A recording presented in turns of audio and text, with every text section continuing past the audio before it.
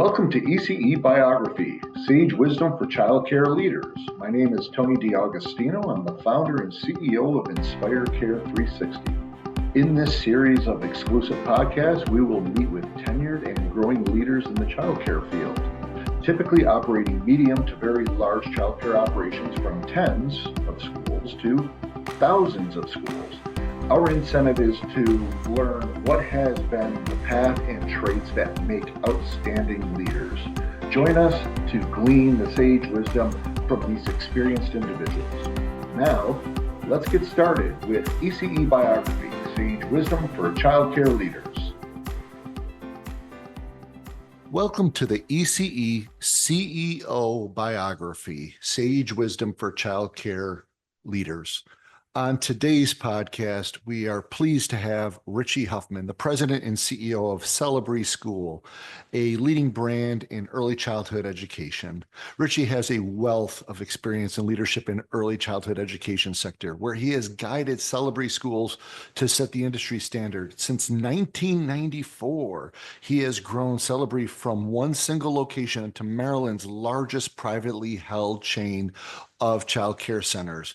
That's over 30 years as of this year. Richie has played a key role in shaping Celebree's corporate culture, which has positively impacted the performance of the company at both the corporate and also at the franchisee levels. His focus continues to be on excellence and quality and has continued to extend that into the franchising that Celebree Brands has had nationwide. Richie extends his wealth and his knowledge and entrepreneurial expertise to Celebree franchise partners, helping them to achieve their financial goals and their community dreams. You know, it's amazing his story for how long he has been in this and what a contribution he has been offering. Richie's vision of Celebree Schools embraces change, innovation, and the constant pursuit of self-improvement, making his approach to leadership both dynamic and very forward-thinking. Under Richie's leadership, Celebree Schools continues to set the industry standards in the overall industry and really starts to develop for Maryland and probably states beyond this a well-established, high-quality program that can only be seen when you enter the schools. So we're very excited to have Richie with us today, and thank you very much for joining us. Richie, welcome today. How are you? Thank you, brother. I'm well. How are you? I am doing great. We are just coming off of a holiday weekend here, and hopefully, and it sounded like in our little pre-conversation here, you had a nice weekend. Did you guys do anything special or just get some downtime? You know, it was a little bit of downtime, but my wife and I have 5 children, and the oldest one is a Marine. So he just spent 2 months over in California, and so just returned for the weekend, which was exciting. We haven't seen him in a little over 2 months, so that was super exciting. I'm sure it was, and thank him for his service. That's awesome. Well, good for Yeah. him. Well, hey, we want to go ahead and jump right on in here. Again, this is ECE, CEO Biography, Sage Wisdom for Childcare Leaders. And in these podcasts, what we're looking to do is we're looking to talk to people who've gotten a couple years behind them, not a ton, but a couple years behind them. And we'd like to just talk with them and learn a little bit about how they ascended to where they are, as well as some of the things they've learned along the way. Sometimes they're good, sometimes they're bad, and I know in my case, sometimes they're ugly. So with that said— But they're all learning opportunities. Exactly. If you're not learning from it, you're making mistakes. With that said, just sort of starting, you know, something I like to ask up front of everyone is when you were very young or relatively young, did you ever find anything that was a childhood memory, whether it be funny or maybe something interesting that sort of sparked your interest in leadership? Well, yeah, I have to go back to my mom and my dad. I mean, I saw my mom and my dad work extremely hard, probably 6 days a week, if not 7 days a week. And my mom worked she was a controller for a construction company. So I remember when I was probably 17 years old or somewhere around there, parents said, my mom was going to open up her own preschool. And I was like, what? So I kind of watched that whole thing unfold with her, the interesting part was the fact that her preschool that they built was actually on their property. I grew up on 5 acres, so they built the preschool literally in their backyard on 5 acres. And I watched my mom and dad, walk across the parking lot every day to work and walk back. And, she'd come home in the evening and, she'd tell stories of the frustrating stories. And I saw her get back up the next morning, go do it again. So I thought, that's interesting. I think it was one of my first insights of owning your own business and being an entrepreneur. And I wanted all of it. Well, it's interesting that you say that because quite oftentimes, especially when people are young, they see other people in leadership roles as like control, commanding, powerful, in charge of their world. Yet it looked like you saw something a little bit different. You saw things that were about tenacity, being able to get up every day after sort of getting beaten down a little bit, it sounds like, Yeah. and Yeah. sort of commitment, So talk about that a little bit because it does seem a little bit like that was an observation that usually when you're young, you don't oftentimes see that side of it, but in a way, I don't know, maybe it was attractive to you to see how Yeah. that worked. It's funny you said that because when I remember my dad coming home one day and telling me I was probably 14, my brother was probably 12, and he said, I just signed you and your brother and myself up for martial arts and Taekwondo, and we start next week together. And so, my dad and my brother and I began our Taekwondo lessons.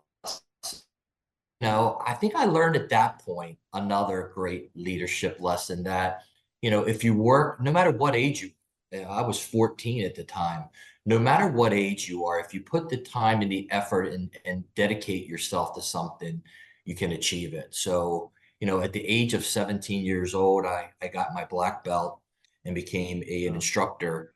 And I'm telling the story because of how I'm just reflecting how powerful that was. So, if you were an instructor and if you were an instructor at this place, you had your own private dressing room. So you didn't dress with the rest of the students. So I remember at, 17 years old going into my dressing room, you know, putting my uniform on and tightening that black belt and stepping out on the floor. And when you stepped out on that floor, when any black belt stepped out onto that floor, everybody stopped and faced you and bowed. And I remember that. I was like, I freaking earned this at Yeah. the age of 17. And there was people in their 20s and 30s and 40s and 50s. It didn't matter what your age was. It was Right. it was a sign of respect for what you had accomplished. And I think I really, man, I grabbed onto that like with everything I had. Well, that is, it's actually very interesting because at a young age, they're often, unless you are in a unique situation where you actually brought yourself there, like any other kind of high performance athlete. That's what I think of, or like a concerto type of pianist or someone at a young age where you're like, the whole age goes away. It's the Yeah. respect because you're like, this person has a different attitude. They just And he have, earned, and he or she earned it. yeah, they They earned it earned it. themselves. They weren't handed No, it. no, nobody gave it to them. Though there's no way you get your black belt because somebody gave it to you. You absolutely 100%, like a lot of things in life, you earned it. So there's so many people, and I know we go a little chronologically here, but I'd like to jump off and deviate on the path here a bit, Richie. There's so many people who work really hard towards something, and sometimes these things don't fall in line for them. They feel like, hey, I've been trying to earn it, Yeah. but it's not working for me the way I want. If you were to look back at times like that, where you're working in a direction and it's just not coming together, maybe you didn't have those experiences, maybe you did. Yeah. What sort of ran through your mind when you're running hard towards something and maybe even though they believe that they're earning it, they're not getting to where they hope to be? I mean, I'm not sure, right? I would say there's probably one thing. I think most entrepreneurs, and I don't know if this is just in certain people's nature or not, but most entrepreneurs don't even see the fact that they may have so-called failed. Yeah. I just don't think they see it. And I think they don't even see the risk. Oh my God, I can't believe what? Like, like this is what Right. we do. Like, Yeah. so and so they see all this risk and they see all this, which turns into fear. And I just don't see it. I just, we have a vision and a mission, and we're out to accomplish it. And we just if we need to modify, change the strategy slightly, then we do that. But it's no drastic changes. It's no drastic this won't work. I mean, it will work if we have the right strategy, more importantly, the vision that we want to accomplish, whether that's as an individual or as an organization. And we do a lot of research, we do a lot of homework, and I'm a huge fan of advisory boards and surrounding ourselves with people that have already accomplished what we are out to accomplish. I mean, everybody in our space right now, when I first got started, I went around to all of our competitors and toured all their schools, and like, I love this, I don't like this, I love this, I don't like that. And then you put your own path together, and then you Right. march, and you just start going, and on that path you're either getting closer or you're getting further away from that vision, and you just modify along the way. Yeah.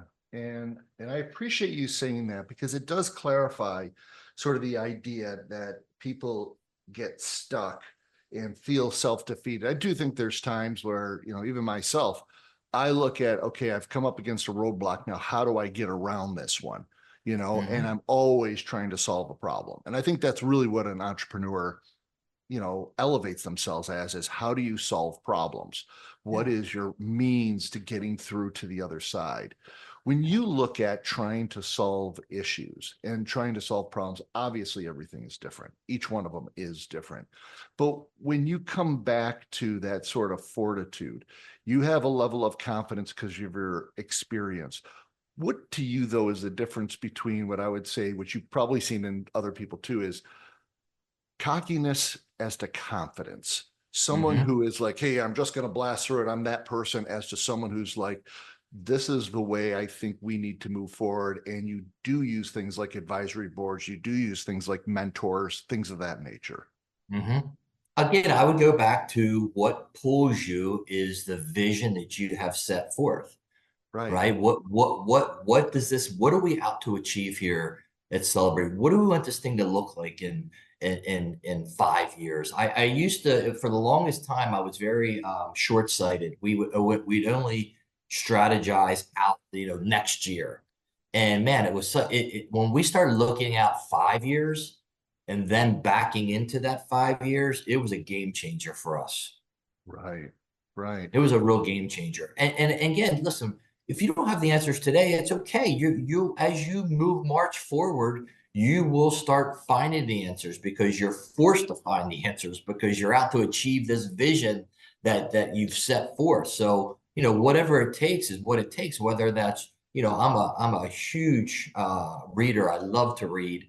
So I'm constantly reading and getting better as a leader or business or whatever it may be. Surrounding myself with the right people that have already been there, done it. One of the advisory boards here at Celebree on the franchise side. I mean, it's people that have already done it. You got Emma Dickinson, who's the CEO of Home Helpers, 350 locations. Rob Weddle, Authority Brands, 1,700 locations. Um, Chris Gauthier, he's been with Primrose for 15 years and has retired since then. So I just surround myself with the people that have done it. I'm not, I'm not here to try to, have all the answers. I just want to get to the vision that we've set forth here for Celebree. And you mentioned a few of the people who are influential that you see and glean from too.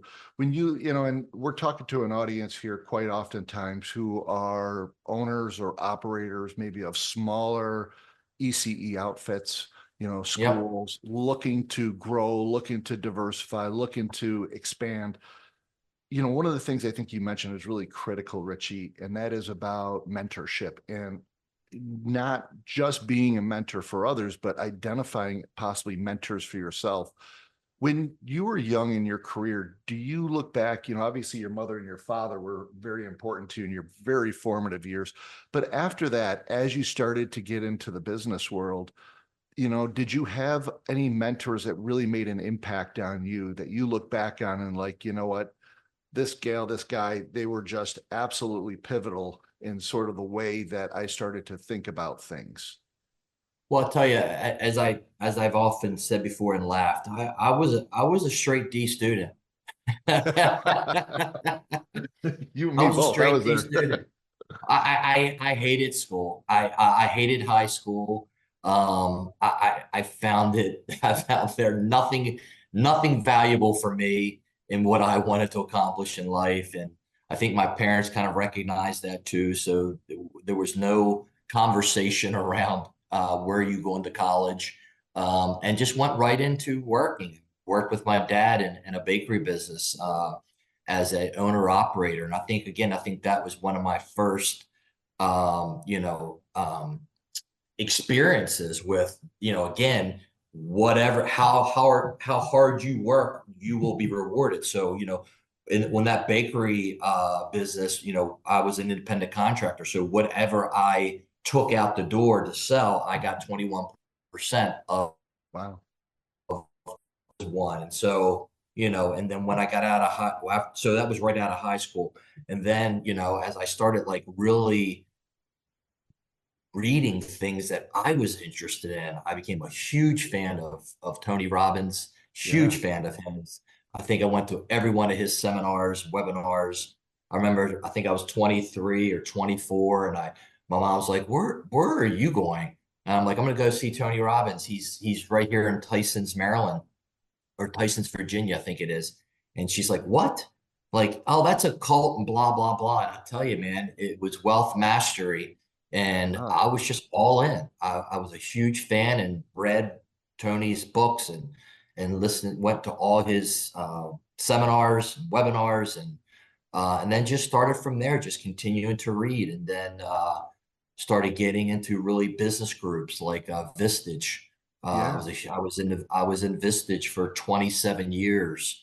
That Wow. really helped me a lot. And then, when I started really focusing on creating generational wealth for our family, then now I'm a Tiger 21 member, Sure. which is a big organization. So on how to bring up children in families of means and how to protect and grow, family wealth through generations. So even though I wasn't a good student in high school, I'm a real good student in life.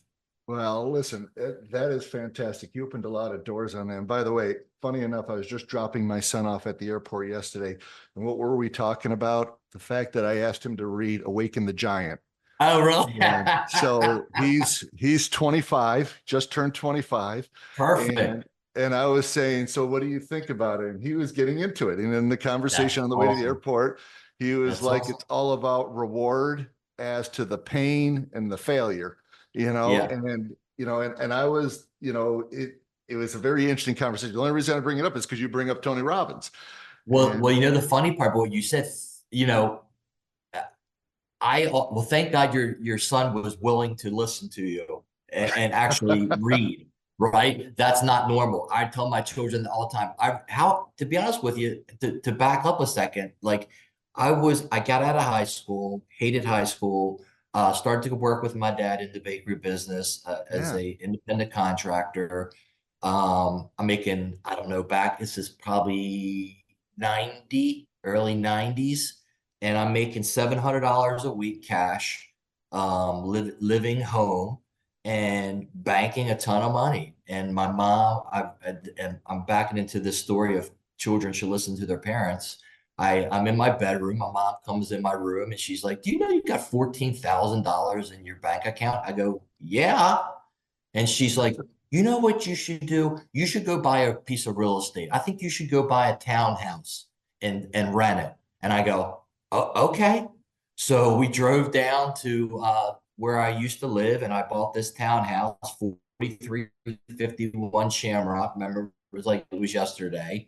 Converted it into two apartments. I got 450 for the bottom, 325 for the top. My mortgage was $556, and I was in the real estate business. So every morning when I was on that bakery truck, when I got on that bakery truck every morning, this goes back to my comment of having a vision.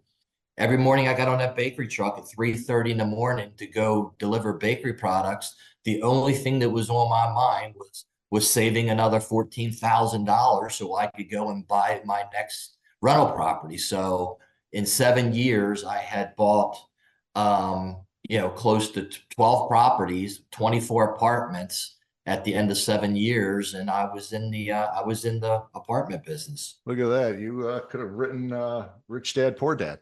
So, Maybe, right?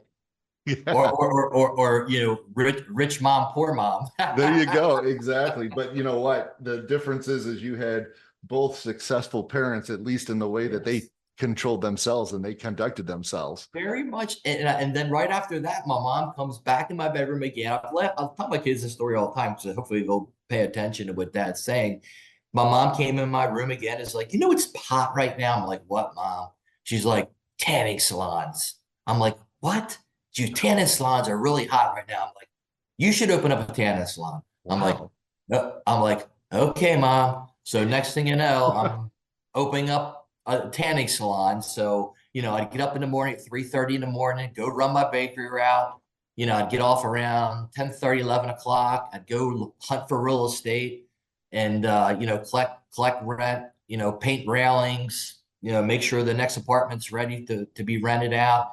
And then I'd go to my tanning salon at 5 o'clock and stay there until 10 o'clock and get up and do the same thing over and over and over 6 days a week. So, Wow. and then in 1994, my mom came to me and said, asked me if I was ready to open up my own preschool, and I said, "Okay, I'll do it." So I went back. I sold the bakery route, sold the tanning salons, and sold all my real estate holdings, and have been in this since for 30 years now, all in. Yeah, and I was just going to mention to the audience, it's 30 years plus from the time you started your own preschool. Yeah. And tell us a little bit about what, you're telling how your mom was talking to you about it, the inspiration there. What had you think that the preschool world was going to be a good fit for you personally? I didn't. I didn't know it. I just saw my mom and how much joy my mom received from it. And I knew it was lucrative because, shortly after my mom and dad opened their first preschool, my mom quit her job as a controller. And I came home one day and my mom and dad's like, "Oh, we're building a new house." I'm like, "What?" She's like, "Yeah, we're building a new house. And it has a fireplace in the bedroom and a jacuzzi tub." I'm like, "What the hell just happened?" So I connected, Yeah, owning your own business with creating wealth and opportunity. sure. And so, as you mentioned, I was extremely blessed and fortunate to have two amazing parents. My mom is 74 years old or 76 years old. She still grinds it every day. She still goes to work Yeah. and walks across the parking lot and goes to her preschool and goes at it every day. My dad just turned 80 and he doesn't go to work anymore, but he's still very active also. Wow, bless their hearts for what they're I still doing know. today. That's I amazing. know. That's I tell awesome. my mom every day, "Please stop. Please stop. Go, please."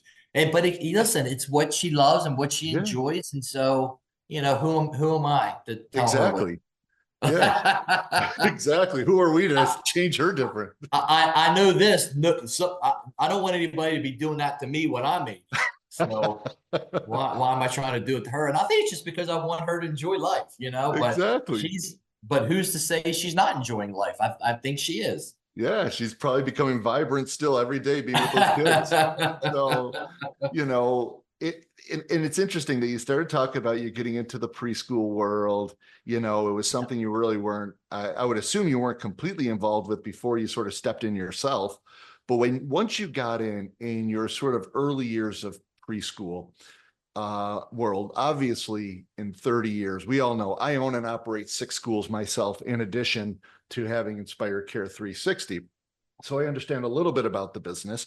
Um, but when you first got in, if you can look back at it, it's a trying industry. We all know it's a trying industry Hmm. because you're Hmm. dealing with parents who their most important thing in the entire world they're handing over to you and your team. And Yeah. you have this continuity of care for this child and their development. It started off probably over 30 years ago, because I know when I got into it about 15 years ago, it was barely babysitting, and now Yeah. it's all about education. When you got into it about 30 years ago, you know, and you've watched sort of the elevation of this, what did you really see when you first got in? What kept you up at night when you first started in this industry, and you really try to make sure that you were getting to your vision, your goals, and your objectives? Well, to be honest with you, I was too young to know any different. I was too young. I was too Yeah, young to know. First of all, there was no goals. There was no vision. It was just an opportunity, yeah, and I took the opportunity. And as we started scaling, and as I mentioned, 1994 we opened our first school. In 1996, I opened my second school, and I knew at that point this is what I wanted to dedicate my life to. And that's when I went back and sold the other businesses that I had mentioned, and and back then really talks about, you move forward based on two things, either pain or pleasure, right? right. And you got to learn how to use those two forces to either pull you forward. The pull of pain, like if I don't do this, it's going to be painful, or Yeah, the pull of pleasure. If I do this, I'm going to be it's going to be pleasurable. So either one, you got to learn how to use it. And what I decided was, worst case scenario, to answer your question, worst case scenario, like if I go for it and I mess it up, I'll just go back to my bedroom with my parents. Okay, no yeah. problem. No foul, no harm, no wife, no children. Bye. Thank you. But I don't say that as a cop out, but I use that as a motivator Right. to go for it. Yeah. In other words, I might be flying without a net here realistically. However, I will figure things out. You had the self-confidence, like no matter what, if this doesn't work right, I will find the next path. And remember, I had my mom and my dad. I had phenomenal mentors, and Yeah. and and I had all that previous background of that really built this confidence in me. So between the confidence that was built, and my mom and my dad as my mentors, okay, let's go. As you started developing your own style, and especially as we start talking a little bit more about leadership, what would you consider are your leadership traits, Richie? What are the things that you feel are a leadership that you exude that is sort of a constant for you, or you've been honing in on over the years? I'm constantly honing that. I am, and oh man, how can I be nice to myself here? Yes, Um, you should be.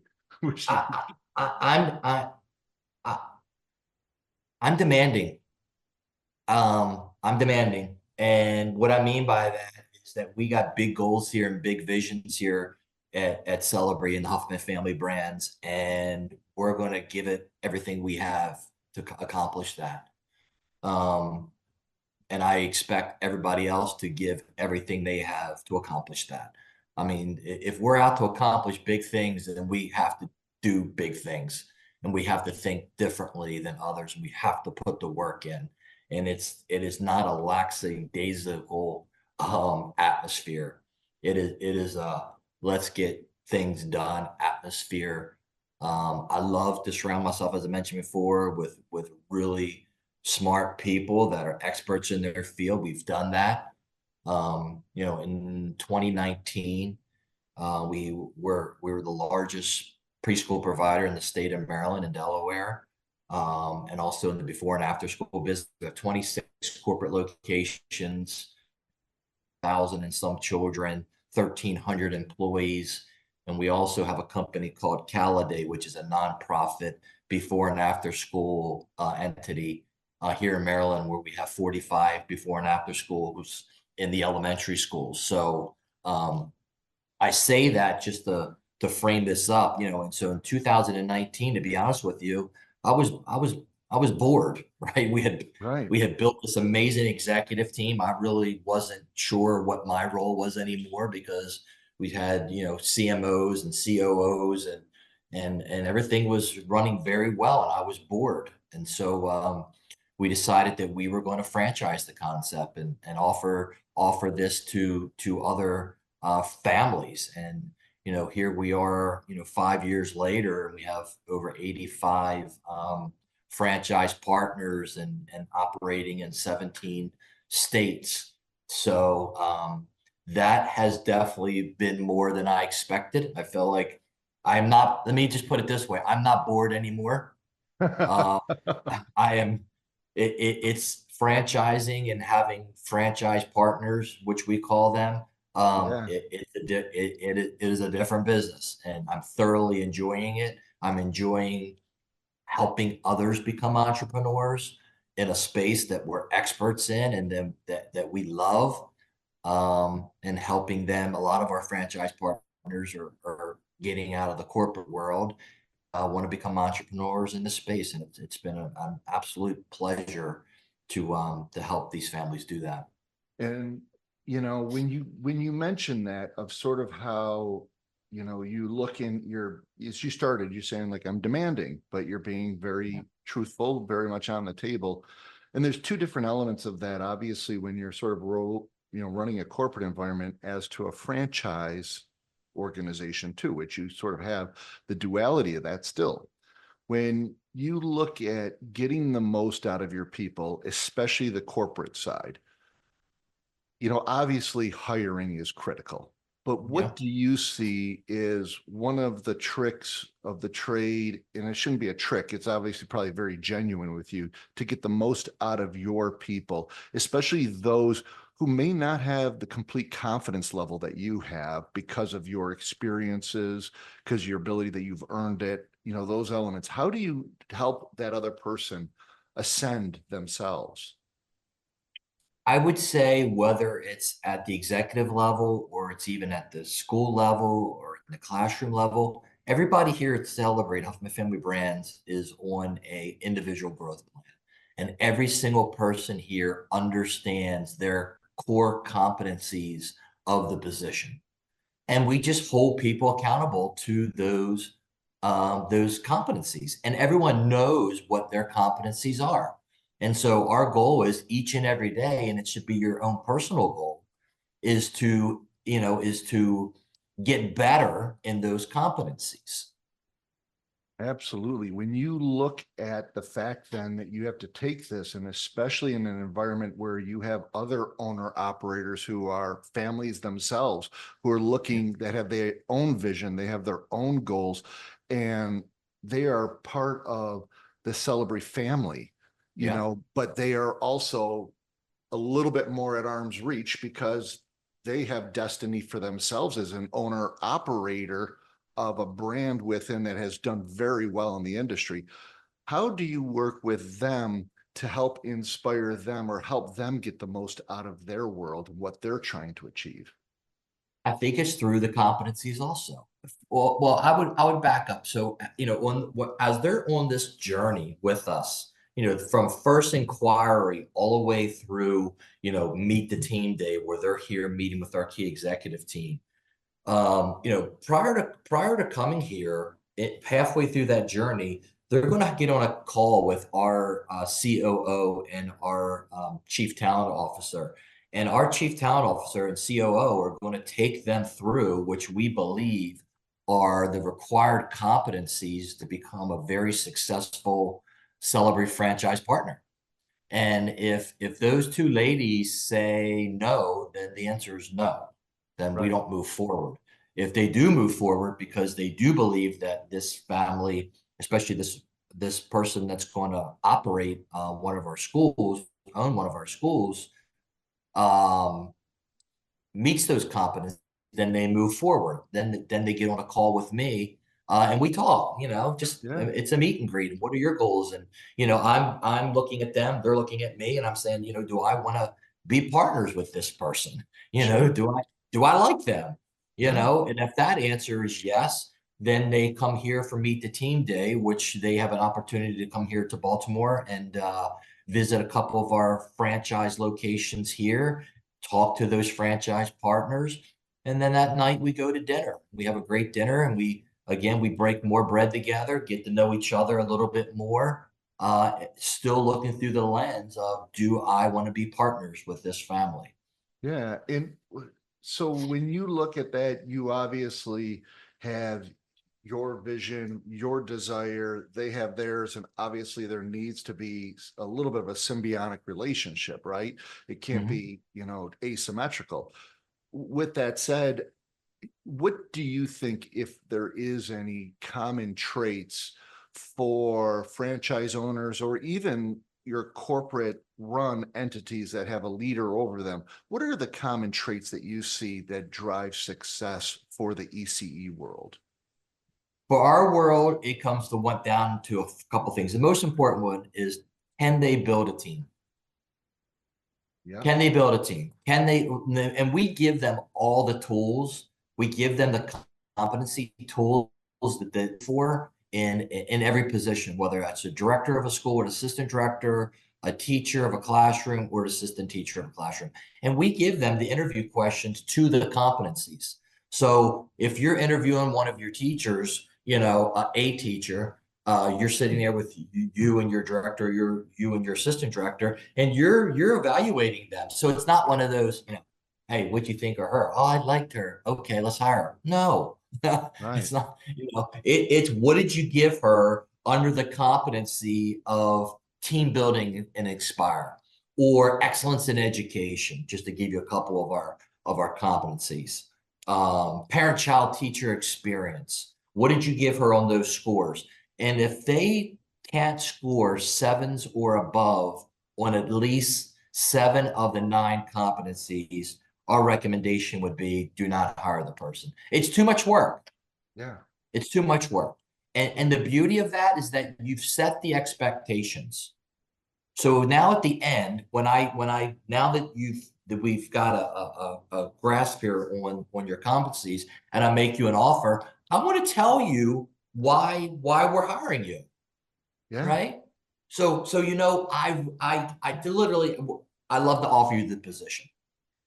Thank you. And I'll tell you why we offering you the position. I really love the answers you gave us around the parent-child teacher experience. I really love the answer you gave us under excellence in education. I love the answer you gave me under team build and inspire. And then you're like, okay, they're important. They're important. They're important.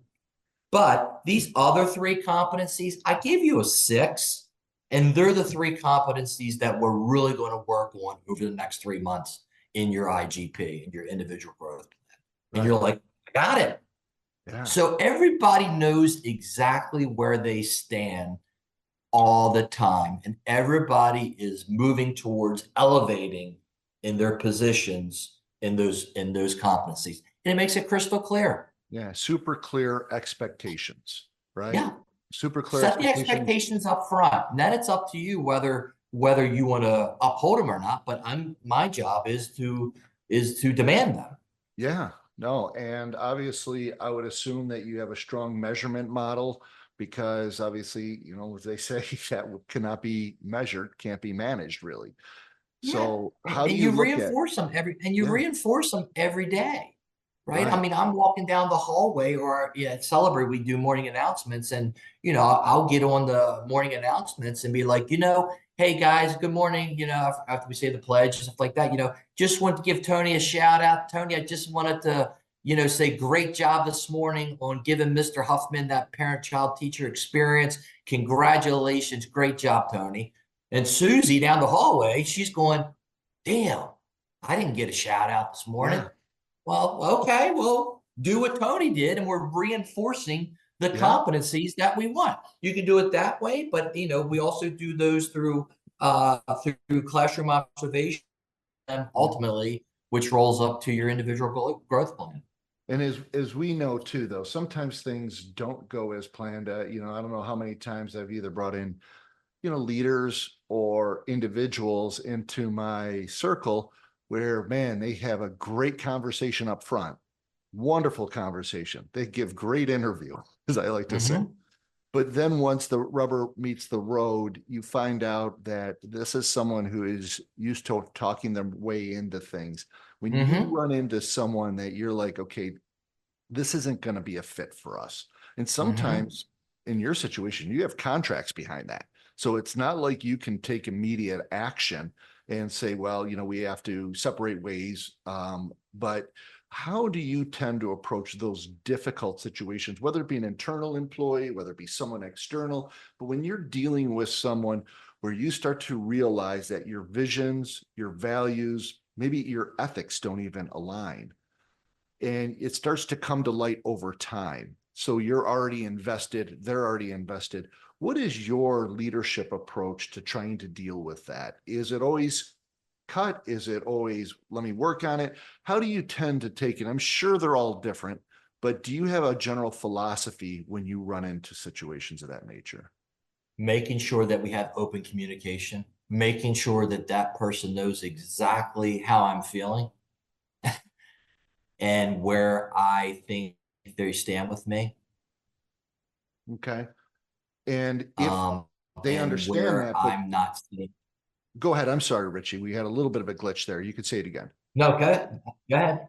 No, go Well, ahead. what I was going to say is with the open communication, with you just clarifying things, but you find that, their objectives still aren't changing.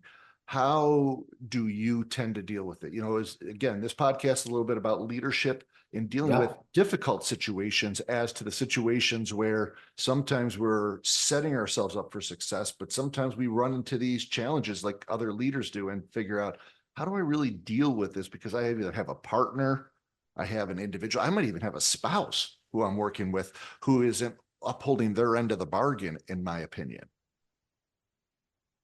God, now you got me thinking about my wife now. Thanks, Tony. I appreciate that. I did And not she, say and anything. she, I'm and you sure know she's a what? wonderful woman.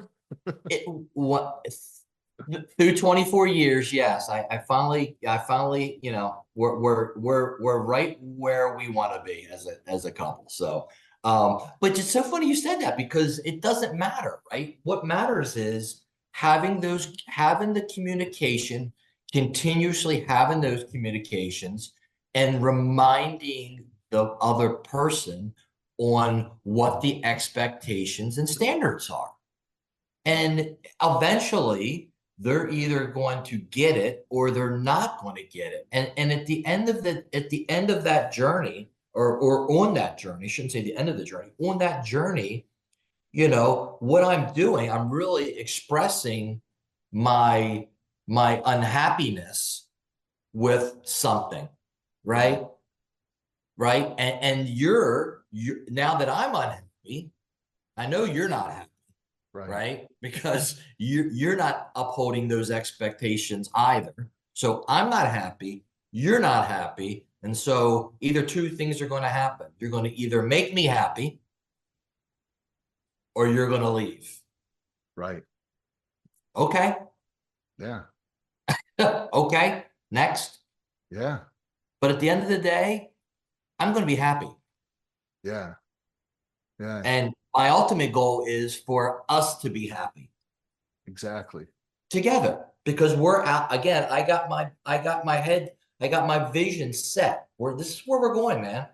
This is where we're going. No, I think Can you keep up? Can you hit the goals? Can you keep up? Can you uphold the values? Can you uphold those competencies? Let's go. right. And as you reflect on those situations, obviously over time and over years, you found, it sounds like, that the open communication, the clear expectations really doesn't leave a lot of room for ambiguity. It doesn't allow things to be vague or to be, oh, I mistook what you were saying, or I didn't think you were really serious about that, those kind of things. So it sounds that sort of straightforward clarity is what has served you well in your leadership style. Absolutely. Yeah. We, Absolutely. And real true players and real true winners, they love that. They yeah. love that. True players, true winners want that type of clarity. They Yeah. they they they don't want this, I tell you here at Celebree, we have it's called CPI, Celebree Training Institute. So once we take you through the interview process and hire you, you'll come here, just our corporate employees, teachers, will come here for 5 days. And we'll get into setting those, reminding them of what these expectations are. And some people quit. They quit during the training because they're like, I'm not willing to do this, or I don't feel like doing this. So they'll go work for somebody else that they came from because it's easier. Right. Good, good. Yeah, but that might be what their path in life is, right? That was better Yeah. serves them, I mean, you that's a path of a lot of people, right? A lot of people just don't want to give what put in the time and the effort and the discipline of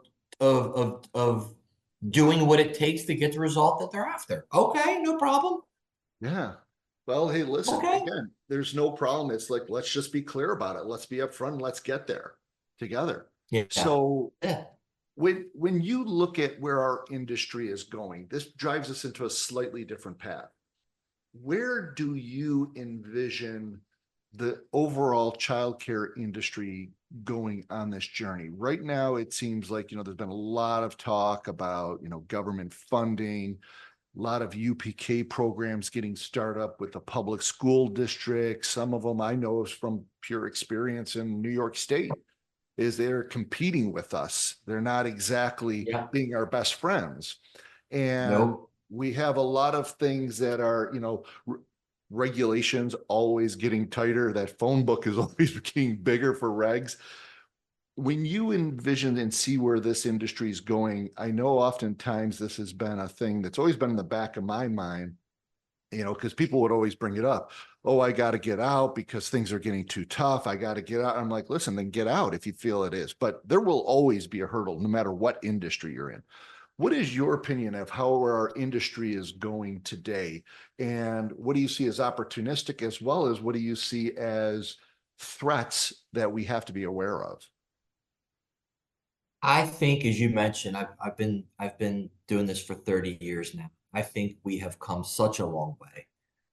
When I started, our teachers were called daycare workers, and we were Yeah, called they our schools were called daycares, and then we went from daycare to daycare, childcare. Then we went to learning centers, and only a few of us are fortunate enough and have earned the right to be called schools because of the elevation of quality of care and yeah, accreditation and everything else. So I think, especially coming out of COVID, Tony, I think that families, parents' expectations have risen in a positive way.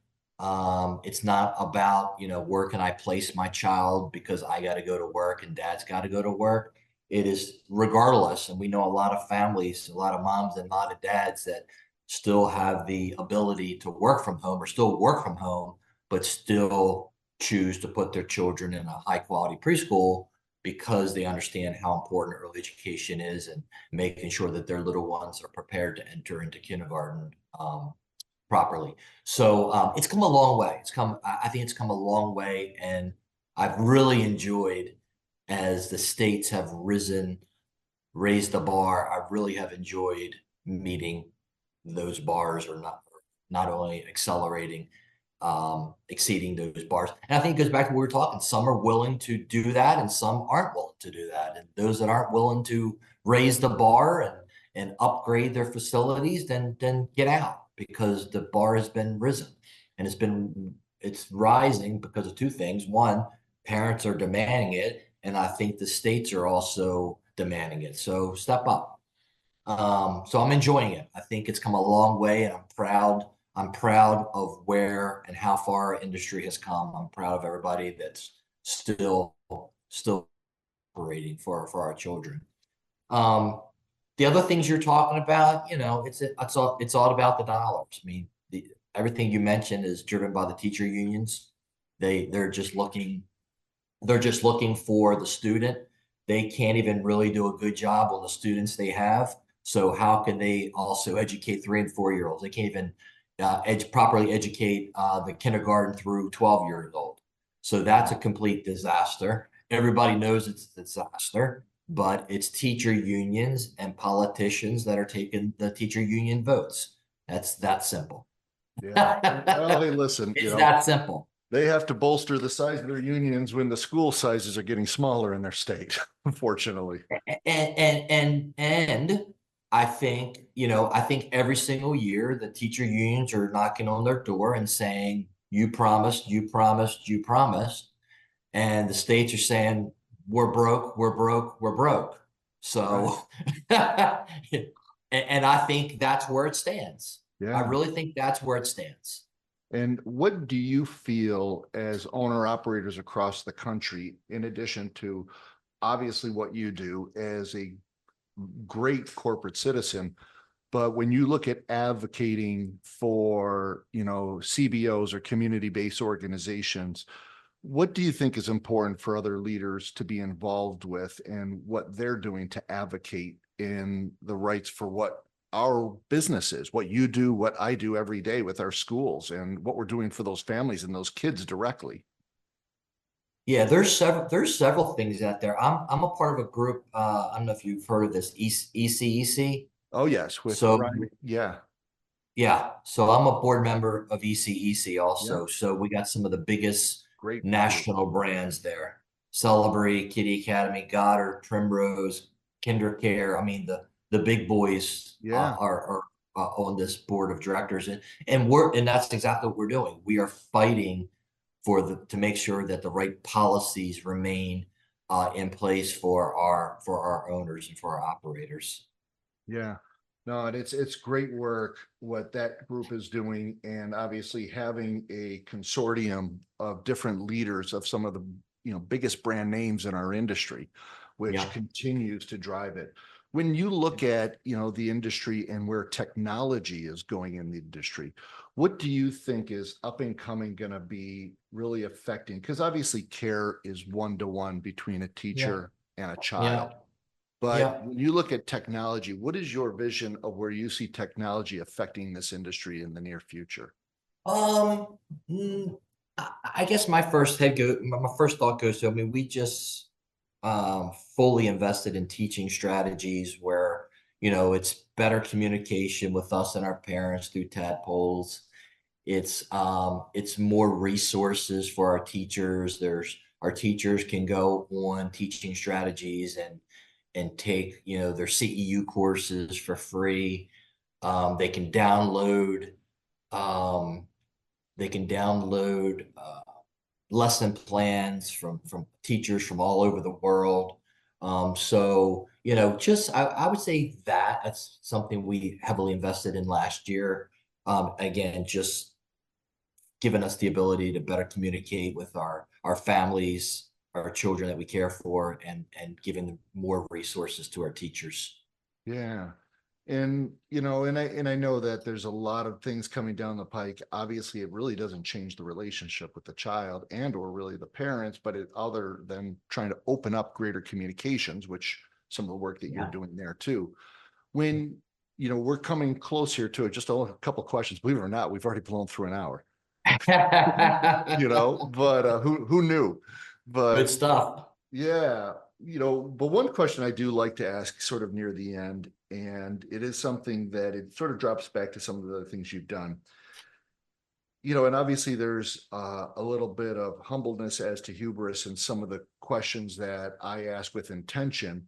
But when you look at missteps that you may have made, in your career, not, Celebree, but just in your career, were there any real learning moments for you out of some missteps that you feel you may have made? And, sometimes people want to be general, sometimes people want to be very specific about that. But do you see any kind of missteps that you made that really were a learning? We talked a little bit about this early on, but how about with Yeah. yourself?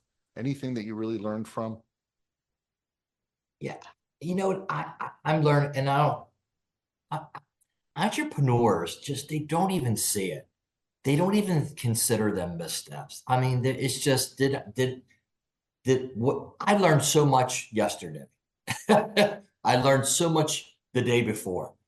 And I take those lessons and we just and then we apply them to make whatever it is better. Right. And that could be a better father, that could be a better husband, that could be a better leader. It could be something that we drilled down on because we weren't happy or not getting the result from. And so we really drilled down on the journey or the process and made tweaks and improvements. So are they missteps? I don't know. I guess you could call them missteps. I don't know. I don't think so. But we're constantly looking for ways to improve. And I Right. think that's our job, right? Like I always say to myself, Tony, like my ultimate goal is to be the best version of Richie that I can be. Yeah. That's my ultimate goal, That's awesome. right? It's And like be the best version of Richie that you can be. Be the best husband, the best father, the best leader, the best entrepreneur, the best philanthropist. The list goes on and on and on. And I have all those categories. I mean, he preaches this. I mean, there's category, which he calls, there's categories of focus, right? For me, it's like my faith, my family, my friends, my finance, and my fitness, yeah, right? And then there, listen, if I don't have all five of them, I'm in trouble. So, right? And so they're the five that I really focus on. And so yeah, under each one of those categories is my vision for my fitness, my vision for my finance, my vision for my faith. And then I have a game plan behind each one of those categories. And I think that's what makes life so simple. I yeah, think so many people are walking around and they have no clue what they're even focused on. right. They're focused on nothing. It's Yeah, just they're taking things where they're taking life the way life happens. And I just think that's sad. yeah, because it's just trying to manage every day by day, having no objective. Yeah, Yes. If you ask somebody, if you see somebody that's struggling and say, what are you focused? Like what are you focused on? What's most important to you? They can't get, there's no answer. wow. Yeah, Because and if there was an answer, they would be making improvements in that direction. I don't disagree. You see it quite oftentimes, and those are the people who oftentimes get stuck because they Yes. don't have a vision of where they're really going. It's sort of like driving in a road, not having a destination in mind. Yes. And you know Yeah, what scares the hell out of me in with today's generation is social media, and that is their focus. Their focus is the phone. Their focus is social media. And yeah, behind that is nothing. right. There's nothing behind that. Wow. Right? There's no direction behind that. It's just noise. And how do you think, because we are sort of stewards for the next generation, is there Yep. anything we can do to support them from elevating them out of that? Because we've heard this over and over again. Listen, I have kids that age. Yep. We have different, teachers that fit right into that age group. Yep. So what is your thought about how to help those people ascend? I'm not sure. Now, listen, I'm a big social guy too, but I use it to my advantage. I use it in my categories of focus, right? I watch, Tony Robbins videos. I watch, I listen to Jim Rohn. I use the social to support me in my endeavors and in my categories of focus. So I think it's positive if it's used in the right way. Right. You know, you If you mentioned if you if you use it instead of allowing for it to use you. it's a good point. It is really a Yeah, good point. right? Yeah, no, if you're Like if you taking advantage of its values instead of you just becoming a lump and just being, one of its victims, I hate to yeah, say. letting it mold you, Yeah, you exactly. know. One of the things you mentioned all along here, since we're wrapping up right now, you mentioned that you're a voracious reader. You mentioned, Yeah. a couple authors along the way. What would you recommend for some people who are wanting to ascend as leaders themselves? And you just really took away some great elements out of some books. What are some of your top books that you would recommend? I'd love to put this into the Oh liner notes God. of the podcast. And Oh you could always God. send them to me after too. I But I, I will. There's so many.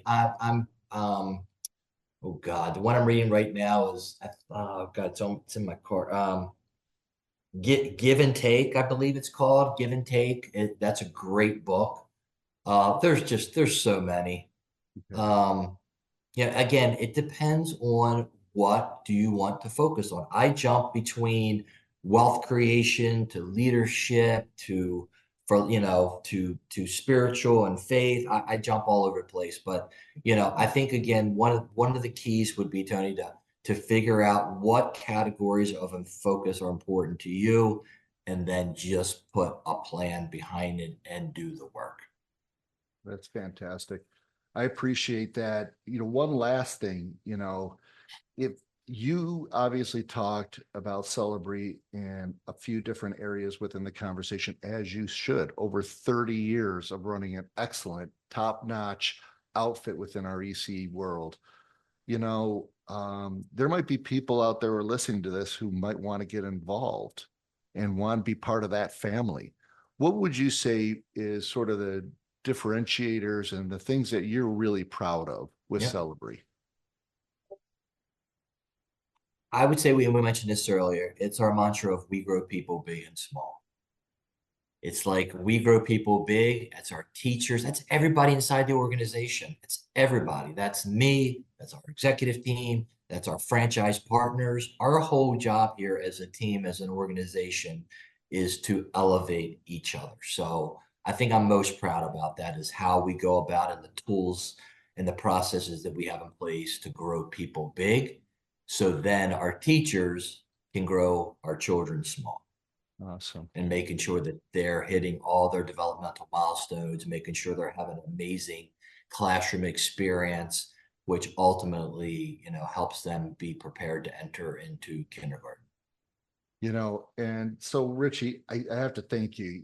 This has been a great hour. I've learned a lot. I took notes. I have to say, I'm probably one of the more selfish people out here because I get the honor and the privilege to talk to folks like you, get to ask you guys questions. And I hope that the audience gleans the kind of things that I like to glean out of here. But you gave me a lot of material myself. But I really believe that with your vision, the way you look at sort of that far out vision, the way you're demanding people to rise to the occasion. Yes, sir. And I think that there's such significant value in looking at that as being a positive, as to sometimes people being like, oh, they have expectations for me well above and beyond where I want to be. No, no. Hey, listen, we're going on the same journey. All Yeah. right. Yeah. So Let's let's go. let's do it together. So I want to thank you for that. So as we wrap up here, I want to say thank you very much, Richie. Thank you so much for your time. You've been a wonderful guest, and Thank you. hopefully someday we could have you back again. We would I love to. appreciate that. And I want to thank the audience for coming out and listening to ECE CEO Biography, Sage Wisdom for Childcare Leaders. This is Tony DiAugustino. I'm the founder and CEO of Inspire Care 360. We thank you so much for joining us. Look forward to our next podcast that will be coming up in the next few weeks. And if there's any suggestions you have for different leaders out there, we're always willing to listen because we're there to serve you.